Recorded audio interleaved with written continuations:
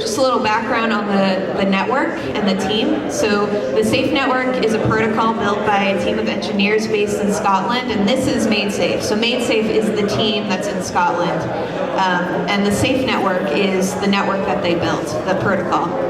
It was conceptualized in 2006 by David Irvine and began development a year or two later, and it was iterated through a few times. Initial funding for the company came from family and friends in small investments over about 6 years. And almost a decade later, there's hundreds of developers that are now interested in building applications for the network and also helping eventually to help maintain the core so that the team itself isn't the only team, aren't the only people that are maintaining it. So, what is the SAFE network? Here's some keywords: peer-to-peer, open source, totally secure, owned by no one, run by maths and logic, a self-managing network, decentralized platform, autonomous, anonymous, self-authenticating, serverless, cyberbrain, highly encrypted, distributed. Sounds familiar, right? Yeah. Well, that's what I'm kind of here to talk about. So the SAFE network is not blockchain technology, nor is it based on blockchain technology. And that's kind of what I think is a little bit confusing for some people, because they've been coming out at Bitcoin conferences, and I think that's been a little bit, and the way the media has been highlighting the technology that they've built, they've described it as Bitcoin as well. So there are two distinct protocols. Both the Bitcoin network and the SAFE network are solutions to the Byzantine general problem. How do they reach consensus? Well, the Bitcoin protocol uses a global ledger called the blockchain, and the SAFE protocol uses a complex network of nodes based on simple rules, trusted groups, and ranking systems. I'll go more into that in a little bit. So just like the Bitcoin network, Bitcoin is a currency behind the Bitcoin network. The SAFE coin has a token behind it as well. Tokens are obviously a really great way to bootstrap projects, and that's honestly why the Bitcoin network has gotten so big, is because we can all trade money on it. In general, money is a perfect first application for networks to kind of incentivize users and everything else that has come out of Bitcoin. So the MaidSafe, or the SAFE network, is actually a real decentralized internet, and it's based on the concept of distributed data storage and computing. So this is going into the differences between blockchain and SAFE network technology. So blockchain is for transparency. You can do all the things that you do on top to try to hide what's going on, like what Darkcoin is doing in Dark Wallet, but those are all just kind of like ways to work around the fact that it is a global ledger. Like, it was built for transparency.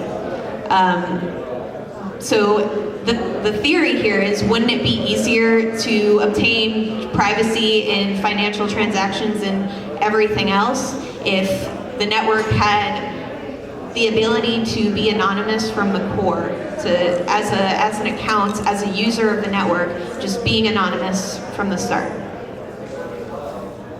So I find it really interesting that a lot of the smartest people in the space really, they tend to like ants, and they tend to relate a lot of the networks that are happening with ant colonies. Andreas Antonopoulos specifically, and David Irvine, who's the creator of the SAFE network.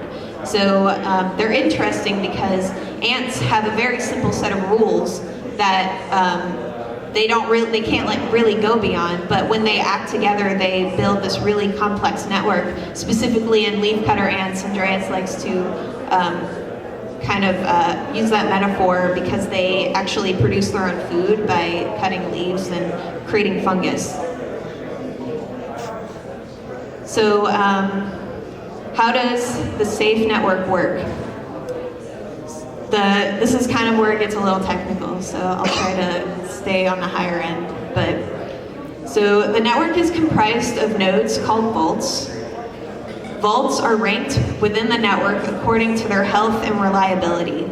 So say you have a vault that you want to add to the network that is 2 terabytes. You have an external hard drive that's 2 terabytes, and you want to add it to the network, but you plug it into your laptop that you turn off and on like every night or a few times a day, you restart it.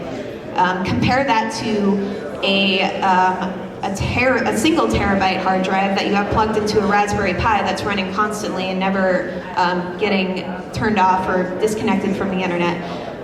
There's a very real chance that the vault providing only 1 terabyte will receive more SafeCoin rewards because of because they're constantly staying connected to the internet. And this is really important because the vaults are saving chunks of files from people that are saving their files to the network. So it's really important that these nodes stay online, but I'll get more into that in a little bit. So each vault itself has personas. A persona represents a potential role that a vault can play in relation to other vaults. So, for example, there's a data manager persona, which is a role for managing integrity and availability of chunks. So, if you're a vault that's a data manager, you're a data manager for another vault that's nearby, but not like Euclidean nearby. It's if you know this kind of stuff, it's based on XOR distance. So it's not based on like physical distance, it's based on nearby in terms of being able to calculate it.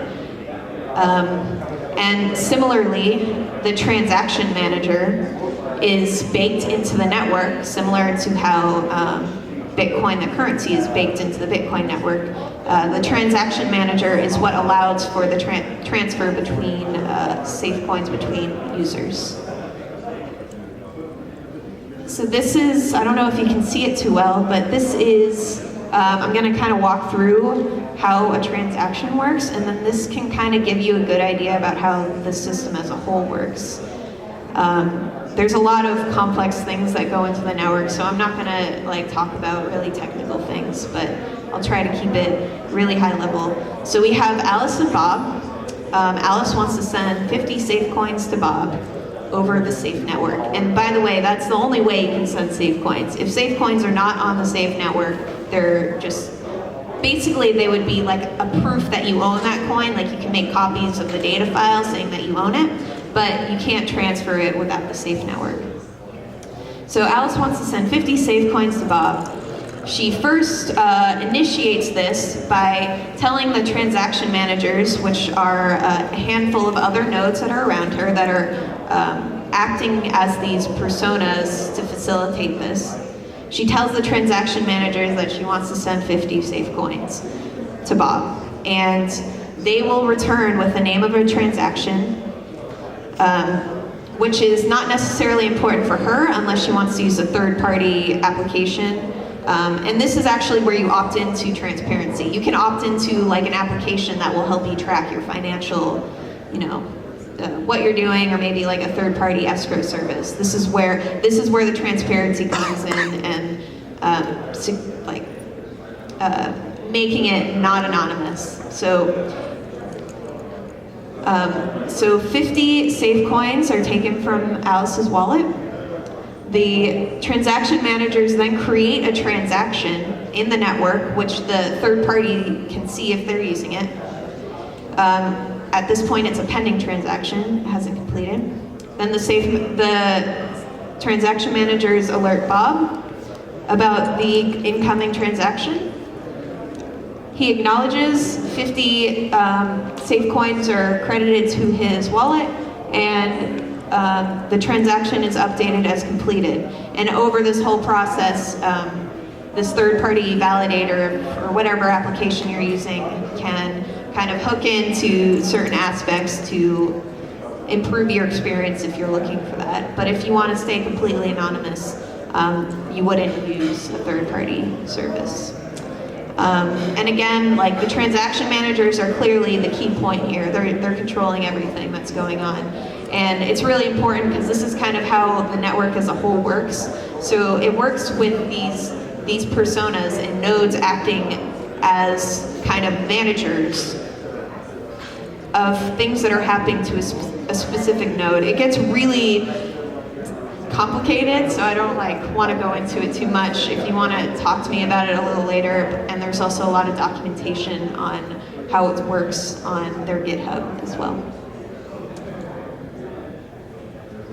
So I'm going to talk a little bit about SafeCoin economics. And first off, if you didn't know about the crowd sale, I'm just going to go over what happened really quick, just to clear things up. So it was the only opportunity to actually buy SafeCoin. It was a way to raise funds for keeping the project going for the next couple of years. We used actually a proxy token using the Mastercoin protocol to raise the funds because Safe Network isn't released yet. And it ended up, we ended up selling or receiving $6 million worth of mostly Mastercoin and then some Bitcoin within 6 hours, right from the start. And so at that point, there was a decision to be made to cut off the Mastercoin funding part because a few reasons, but a lot of people just weren't able to get in. The main reason was because Mastercoin, the exchange between Mastercoin and MaidSafe coin was automatic because it was using the Mastercoin protocol. But if you sent in Bitcoin, it had to be manually transferred. So everyone was just going to, all the Mastercoin people were going to buy literally everything. So it kind of had to be stopped. And yeah, so we have a lot of Mastercoins, and we don't really know what to do with them.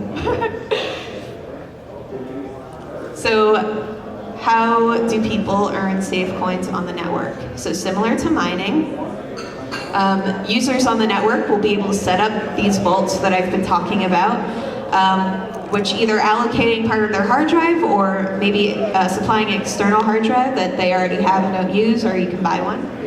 And this is done by proof of resource.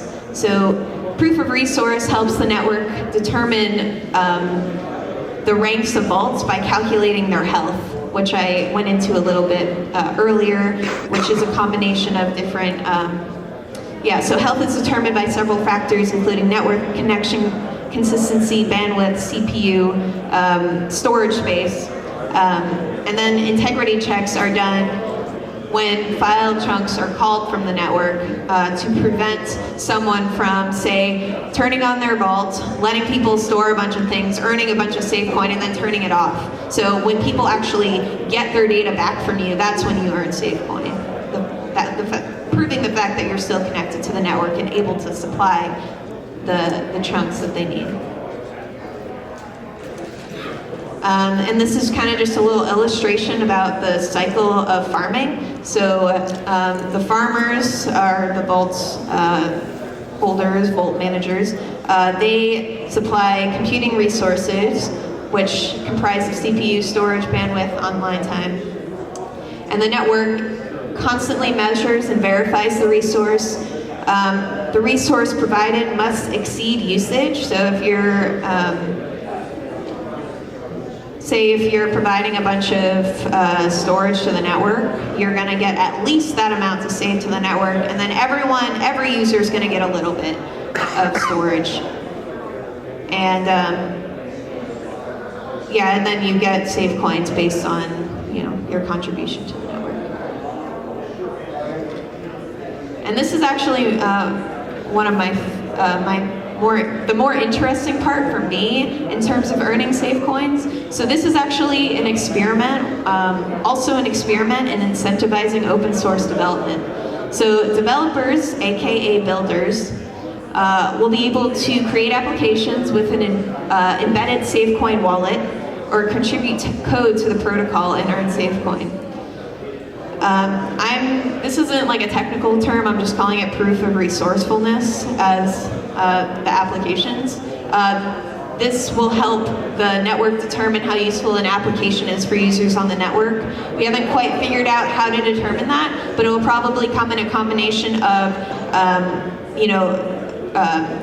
calculations and monitoring of the network, and a combination of that plus voting, which should be one of the very first applications built for the network. So, obviously you don't want an application that's just like using a bunch of the network but not really providing much service. It's just doing a lot of things. You don't want people to be able to cheat the system. So adding that like human element of voting seems like a really good option for now. And but we're still trying to figure that out. And your input is definitely welcome in terms of the community. They want definitely community input. And there's a MaidSafe Foundation, which holds the tokens for distribution, which is also kind of a point that we're still trying to flesh out. We don't want it to be like a centralized group of people, so that's kind of one thing we're still thinking about. So the value of SafeCoin, above a certain threshold, which is to be determined, we still need to do the test nets to figure out what the best threshold would be. But users will be asked to pay for additional resources to the Safe network with SafeCoin. So it's a self-feeding system. With that said, you're paying SafeCoin to the network. So it's going to be a recycling coin. It'll be easier to determine how that recycles and the rate at which people are farming versus buying. So that'll definitely be an interesting thing to see happen in the test networks. But that's kind of the base usage of SafeCoin. But honestly, what I'm really excited about is the fact that it is truly digital cash. There is no global ledger to track you. This is an anonymous cryptocurrency that is going to provide so much value if you are able to get your money into this and just actually, send money to people without being put on this ledger. Unless you opt in, someone could make an application that's like a Bitcoin ledger type blockchain application where you can be a part of some sort of transparency. Say you're a charity and you want to be transparent, that's perfectly fine, but that should be definitely opt-in. And this is kind of my bold prediction. SafeCoin will be what Darkcoin wishes it could be, without any work other than the work that they've done to build the network. But there's no hurdles you need to move around with the Safe network. With a global ledger, there's definitely a lot of hurdles you need to move around to be anonymous. This is kind of just a general graph showing what we are predicting in terms of the value. So ideally, per the last slide, SafeCoin is expected to raise in value.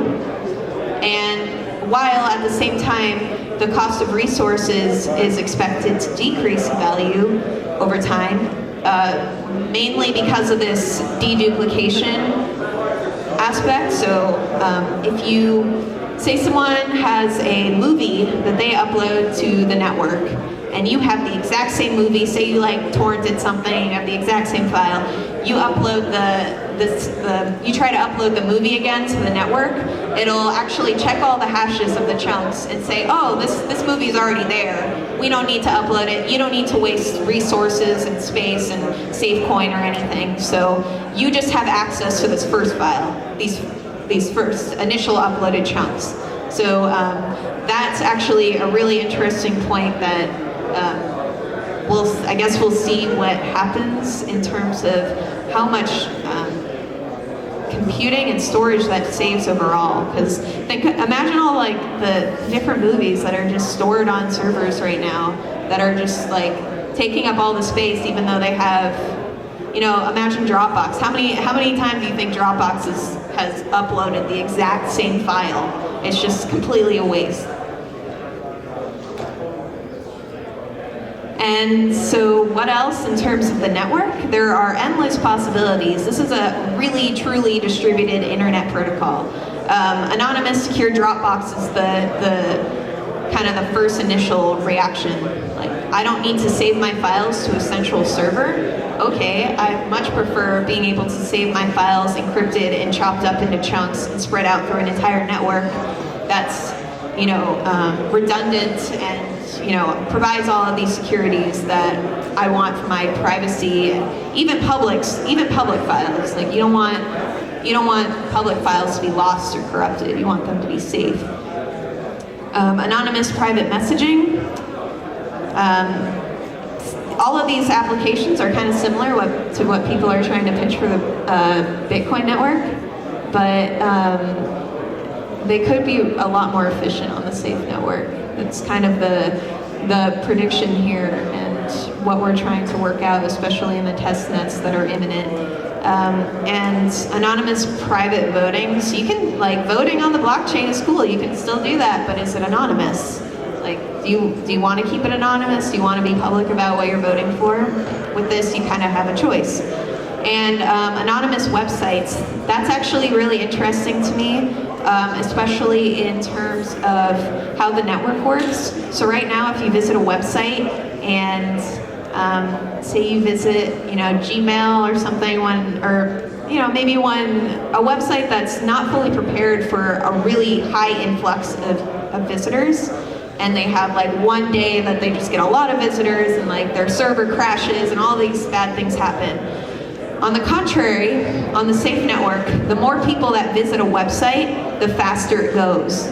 So if there are a bunch of people accessing this website, that means that the chunks, the file chunks that you need to serve you the website pages are going to be in more places, so you have more access to them, and it's just going to be kind of perpetually faster.